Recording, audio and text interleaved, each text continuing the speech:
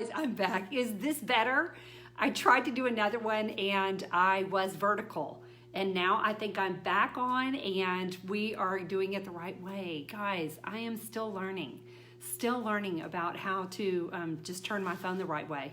And we are excited to join you guys for our back to school check-in. Just wanted to see how everybody's doing. And as I said, I've mentioned that whether you're an empty nester or you have your first baby at home, or if you are doing Mother's Day out, preschool, middle school, high school, elementary school, or college, everyone is experiencing back to school because everyone is in a community where it is a thing, whether everybody is in building or whether or not they are at home. Everyone is experiencing back to school. And I love that we all have an opportunity to gather together to cheer each other on, because no matter where you are and no matter how you're experiencing this back to school season, we do know that there are many different feelings, many different feelings. Whether you are feeling overwhelmed, if you are afraid, if you are exhausted, or you are feeling relieved that your kids get to stay at home, or you're excited about the opportunity to have them at home with you, or if you are pumped about the opportunity that you may have them at home for the whole semester. We've got moms on each end of the spectrum, and we want you to know that no matter how you feel, it's okay to feel that way. And I want you to be able to look at that feeling and express that feeling with no shame and no guilt and no comparison, because every mom is different. As a matter of fact, every mom is different in different seasons. And so you may be super excited while your neighbor or your friend or your sister has her kids home and she is not excited. So no matter how you feel, allow yourself to feel that way. No shame, no judgment here, that we're all about that. But we do want you to, however you're feeling right now is a time for us to rally together, to laugh together, to learn together about how we can leverage this time and how we can all best use this time and how we can encourage each other and how we can be our best selves and our best moms to arm our children in this season, this back to school season that looks so different and with so much uncertainty. And if you haven't checked out the uncertainty videos, we want to encourage you to go back to those, because we specifically address living in a season of uncertainty a lot in that one. Tonight we're going to be really quick. We're going to hit a couple of points. This is just a back to school check-in, and then we're going to tell you a little bit more about our upcoming Own Your Mind Business e-course, our first ever e-course, 6 sessions. We're going to tell you more about that in a minute, but Emily is going to add in the comments, we've got a giveaway for someone listening. We are going to give away a free 6-week session. So a free registration for the e-course. And so Emily, I think I don't want to say it wrong. So I'm pretty sure that the code to type in is Fearless Fall. And then Emily is going to add the number to text that to. So Fearless Fall, and she's going to add that number. Emily, I'm going to assume that you are going to put that in the comments, and so that we will be able to give somebody, Fearless Fall to 94090. Thanks, Em. And as you can tell, Emily and I are not in the same location. She's going to call in just a minute, because I do want to ask her about my first point we're going to make about this back to school season that we're experiencing right now. But however you're feeling, it's okay to feel. Make sure you join in, because maybe you've already registered for the session, but if you win, then you can, if you've already registered for the session, then you can get $20 to the online store. And so either way, it's a win. So we want everybody to participate. Text Fearless Fall to 94090.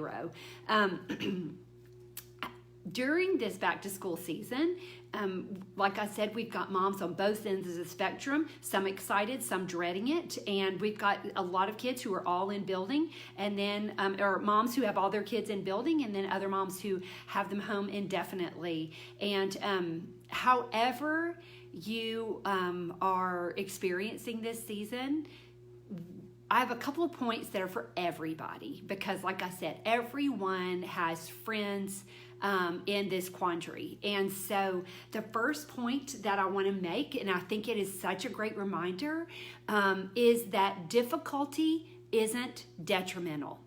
Difficulty isn't detrimental. I've seen lots of posts about how hard this is for moms and kids, and I've seen lots of news articles, and we acknowledge that this is hard. This is a hard season, but hard isn't always terrible, and hard isn't always bad. Actually, difficulty can be an opportunity for development. Difficulty's not always terrible. Difficulty's not always detrimental when we leverage it, when we approach it. In my study for the 6-week e-course on Own Your Mind Business, one of the truths that we're going to talk about that everyone, if we're moving toward mental wellness, has to understand is that life is hard. Life is hard sometimes, and life's not always fair. And so difficulty isn't detrimental. It's a great thing for us as moms to get our minds around. And it's a great thing. It's not to minimize the difficulty. It is difficult. No one is minimizing that or trying to ignore that fact. And some people have it really hard. Some people have it a little hard. Some people have it really hard. But difficult is not detrimental. So what I want to do is I want Emily to call in because she's got a great story about a season in her life and her academic career, actually, that was a little bit challenging. And so I want to hear, she's trying to join. You have to be on your phone, Emily, remember, because it has to be on that, so when you join in. And if you can't join in, can I invite you? No, I don't know how to invite you. I mean, I think I can try it, but I think you have to be on your phone. Oh, wait, I'll try it. Let me see. Bring Emily on. Let's see. Oh, but Emily's telling me, but I have to invite her. I did. Let's see if this works. We are learning. Thank you guys for learning with us. I invited you to on the oh, there you are. Hi. Okay, I can't hear you, Em. There you are. Hi, can you see me? There we go. Okay, yeah, I see you and I hear you. Okay, Hi. Emily. So our first point today is that difficulty isn't detrimental. And so we know from John 16:33 that Jesus said, I've told you these things so that in me, only in Jesus, will you have peace. In this world, you will have trouble. And as a matter of fact, in James, it says, count it all joy, my brothers, when you meet trials of any kind. And so in John and in James, we learned that life will have troubles and that we can count it as joy. Emily, I've told this story before, but I thought maybe your perspective, if you can share with us a little bit about perhaps a time that you faced some difficulty and now looking back on it, you see how it was, it contributed to development. Yes. And it wasn't detrimental, even though really it seemed detrimental. So, yes. Oh, yikes. So when I was in high school, I got really bold because I had done really well in regular chemistry my sophomore year of high school.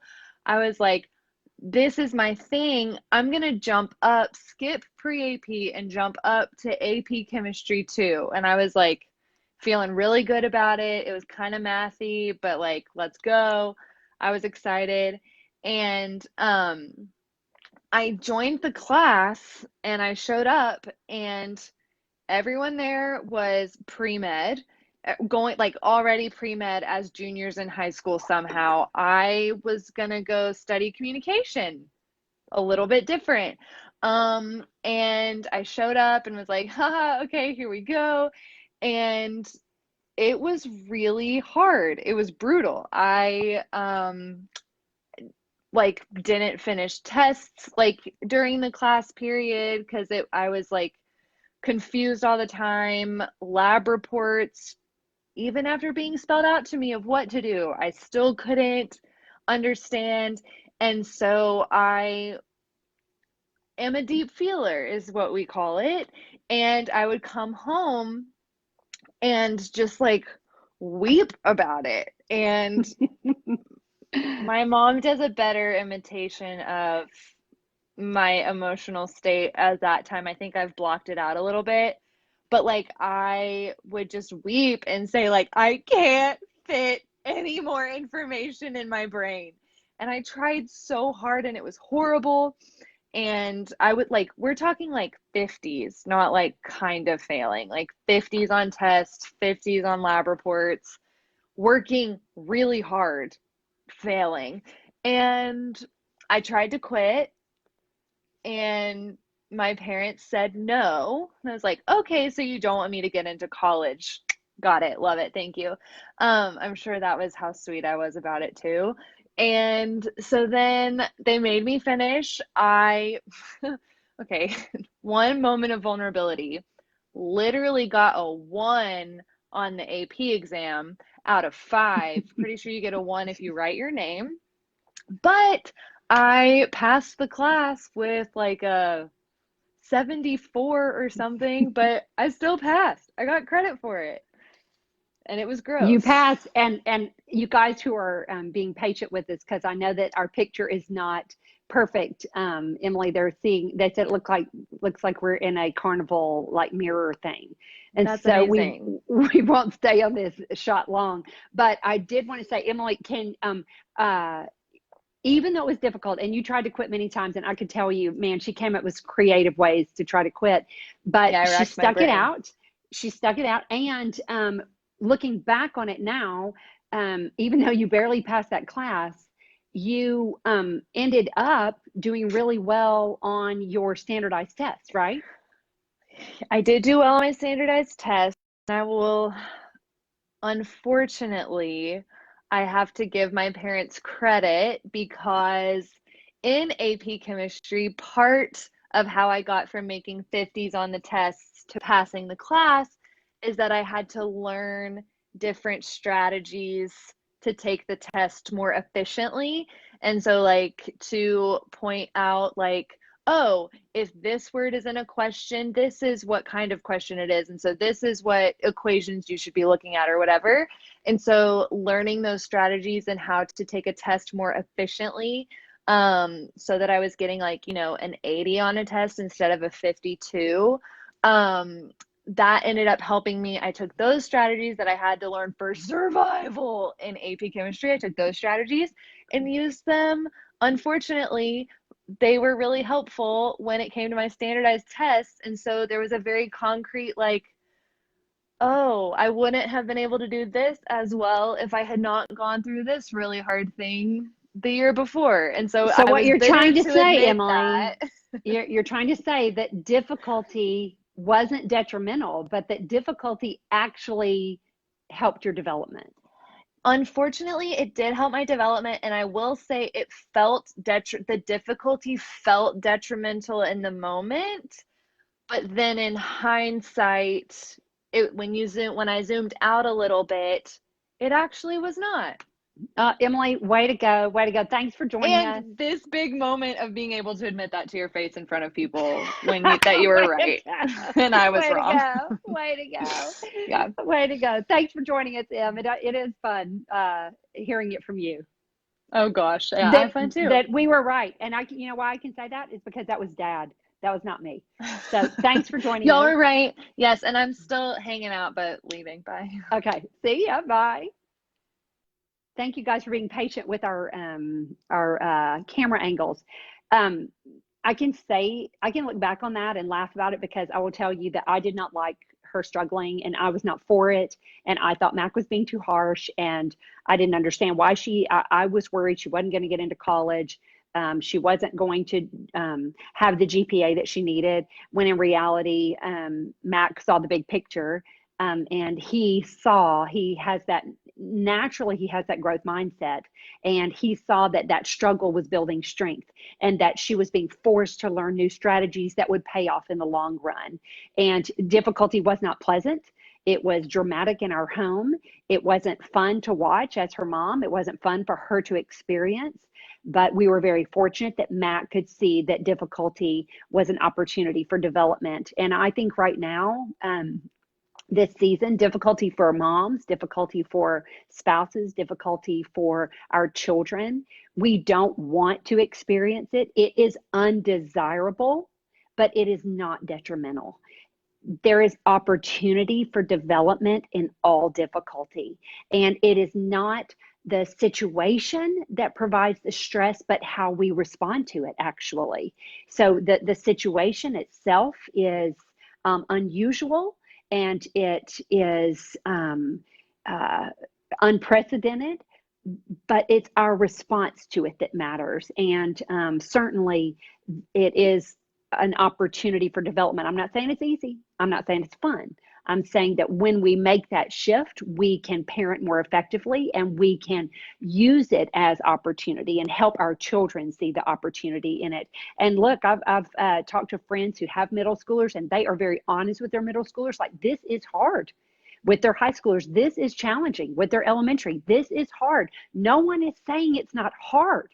We're just saying that hard's not always detrimental, that difficulty can lead to development.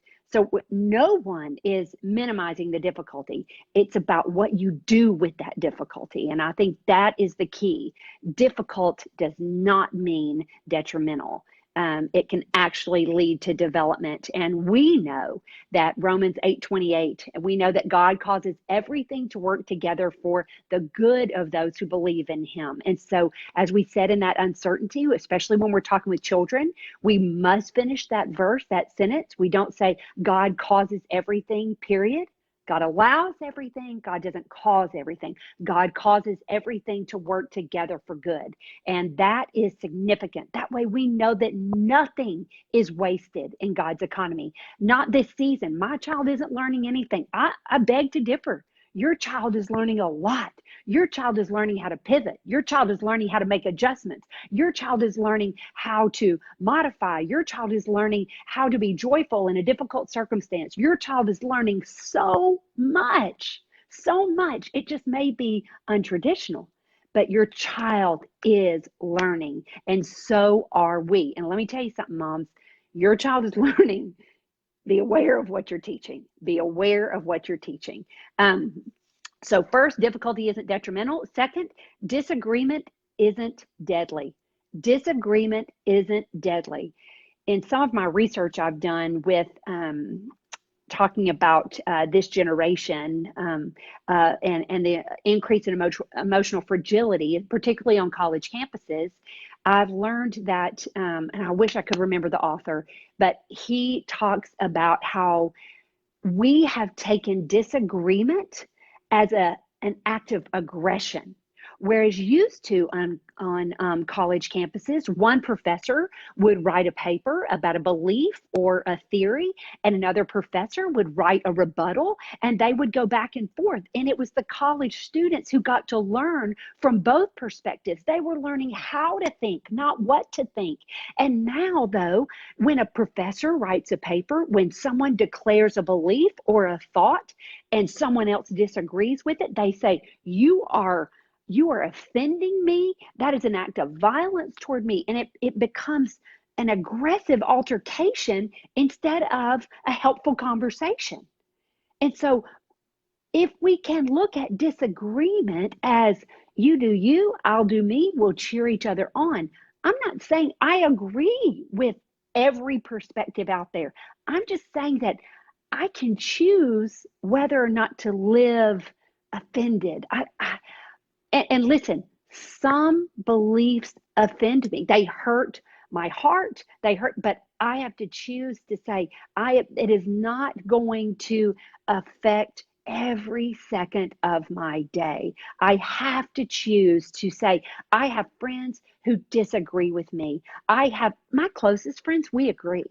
And that's who I get my counsel from. But we have to see that disagreement is not always deadly. And actually, we grow when we have friends who believe differently. We begin to see from other perspectives. We have to say, you know what? I respect your belief. I do not agree with it. I can say that to my friends. I don't agree with you. And it's not an attack. It's not a violent attack. And that's what's happening on college campuses is when someone voices an opinion, then the response is violence, and it's disproportionate. And I think that we're losing the ability to learn from each other when we can't have discussions. And so I'm not saying that we have to agree on everything. That's not what I'm saying at all. And I'm not saying that you have to be best friends with someone who disagrees with one of your core values. I'm saying we have to learn how to learn from each other, and we have to learn how to disagree productively and how to learn and grow from disagreement. Disagreement is not deadly. Disagreement, again, is opportunity for development. So let's talk about how to disagree. Let's talk about a little bit about what disagreement should look like. Disagreement, I want to remind you, John 13:34 and 35. So now I'm giving you a new commandment. Love each other. Just as I have loved you, you should love each other. Your love for one another will prove to the world that you are my disciples. Guys, we can disagree and love each other. We can disagree in love. We can express it in a loving way. We've got to learn to disagree and be kind. And then Ephesians 4:31 and 32. Get rid of all bitterness, rage, anger, harsh words, and slander, as well as all types of evil behavior. Instead, be kind to each other, tender-hearted, forgiving one another, just as God through Christ has forgiven you. Again, when someone disagrees with a core value, we feel it deeply. We feel it viscerally, and that's okay. But I have to process and express kindly. It's okay to disagree. It is healthy to disagree, but we must present it in a productive way. And I want to remind you of that Romans 8:28, that when we disagree, God uses everything and he can use it for our good. But when you disagree, before you speak, before you post, think. And your words must be true, helpful, inspiring, necessary, and kind. So ask yourself, when you are in disagreement, before you speak, before you post, is this true? Is this helpful? Is this inspiring? Is this necessary?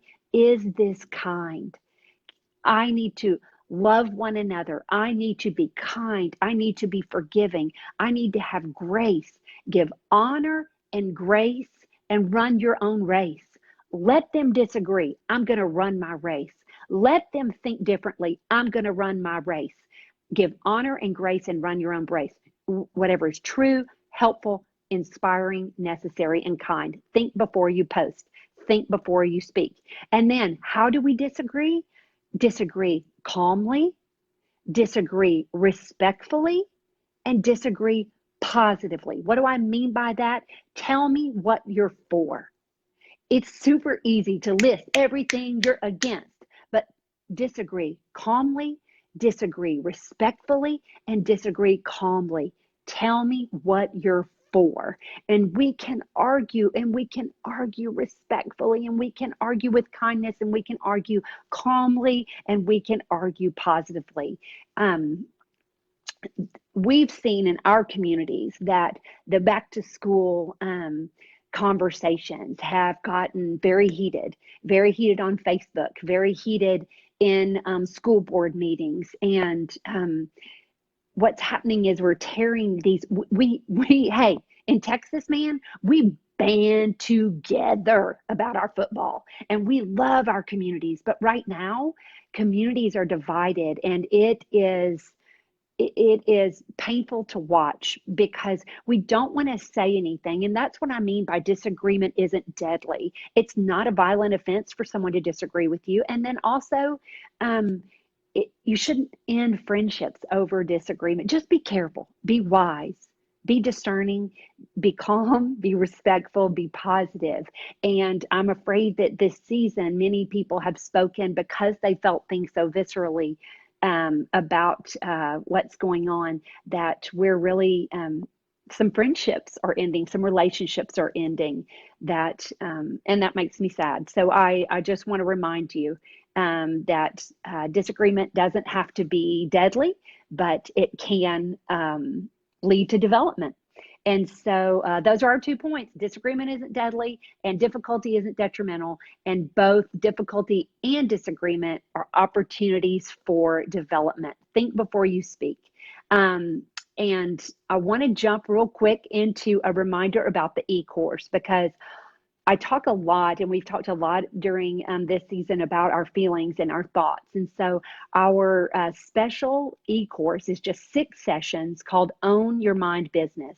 And I'm talking about taking responsibility for, assuming responsibility for your mind business, for your emotional health, for your mental health, and for your thoughts and for your feelings. And we're talking about self-control and mindfulness, and defining self-control as ownership of the space between thought and action, between feeling and behavior. And man, if you've got little ones, this is what you're trying to teach them. If they have tantrums, if they're impulsive, if they're deep feelers, if they are, if they hold in their feelings and they blow like a volcano, this series is for everyone. It's for moms, it's for kids, it's, to be honest, it's for young adults, it's for everyone, because we all need to better understand how to manage and take advantage of that space between thought and action, between feeling and behavior. And I've done lots of research, and I'm so excited about it, about mindfulness, about self-control.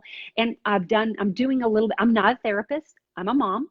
But these sessions are born out of my obsession with helping people work with that space. And cognitive behavioral therapy, maybe you've heard of it, is going to be a big part of it. But I'm taking little bits and pieces. Again, I'm not a therapist, but we're going to talk about cognitive behavioral parenting. Cognitive behavioral therapy treats anxiety and depression. And we're going to look at it on the front end and say, well, are there some principles that we can put into place for our children that can, instead of treating anxiety and depression, that can actually arm our kids against it and can arm them for it? And I saw Ivy, yes, this is for grandparents too. Absolutely. No matter where you live, this e-course is for you. We've already got over 200 signed up, and we hope to have many, many more. And we're all going to be, if you're available, join us on Wednesday nights, and you can do the live watch parties with us. And then we'll have a little bit of time for Q&A. If Wednesday nights are busy for you, you can still register and watch it on your own time, wherever you are. Maybe you're troop leader, a team leader, a teacher, a church leader, ministry leader, a neighborhood play group leader. If you have a group of 10 or more, you can register as a group and get a special discount code. We just want to help as many moms as possible. We want to arm moms to arm their kids with self-control and emotional resilience. And as you know from Fearless Mom, we learn more about ourselves as we learn how to teach our kids. And so we are looking forward to it. It is going to be so much fun. You can register at fearlessmom.com. Just click e-course, and that'll get you started. And oh, I've got a special discount, and let's see, I think it's 20% off if you haven't registered already. The discount code is FB Live. I'm going to ask Julia to put all those details in the comments. She knows because she's doing the discount there. I believe it's 20% off for just through Friday if you're watching, and the discount code is FB Live. And again, we would love to have as many moms as possible. Join us on Wednesdays, watch it on your own time, however you want to join us. But I think that's it for tonight, guys. And again, I want to remind you that difficulty, man, this is a hard time, but difficulty isn't detrimental. It's an opportunity for development for you, for your marriage, for your kids, for your family. And then disagreement is not deadly. It's actually another opportunity for development. And so we can be kind, we can be loving, we can be the moms we're created to be, and be the women we're created to be, and be a great example by disagreeing with love, with respect, and with kindness. So I hope you guys have a great week, and we'll check in with you later. See you later. Bye-bye.